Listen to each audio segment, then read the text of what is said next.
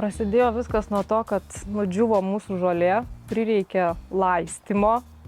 Įsikvietėm laistymo meistrą ir sako, pasakykit, kur augs medis koks, tada aš jums padarysiu laistymą. Jeigu atvirai, tai visa fantazija pasibaigė ties to, kad perimetru tu jas apsisodinom. Buvo klausimas, ko norėtumė? Pirtis kubilas reikia, prie pirties terasėlės reikia. Tai gal griliaus zona?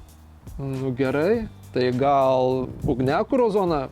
Nu gerai. Ir tada tą projektą pamačius, kaip iš 8 arų liko 1,5 aro, duok dieve, be jos, nu tai taip šokas biški. Ir akmenys tie iš pradžio atrodo kokia nesąmonė.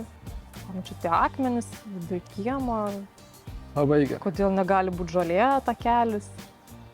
Ir dabar labai gerai, kad ne žolė, nes su kojiniam, basom nueini atsisėdi, su baltom kojinytėm nueini pirti, pareini. Turim vienus, kitus, trečius kaimynus, ane? Jeigu jų kiemas pasibaigia ties terasos paskutinė lenta, tai mūsų kiemas pasibaigia už pirties. Ir nepriklausomai lyja, šlapia, sniegas. Kiemas pasidarė gyvenamas. Čia ant tų akmenų tai per visą kovidą ir prasidėjom. Sausainį, arbata, susisuki kažkaip šiltai ir ant tų akmenų prasidėjo.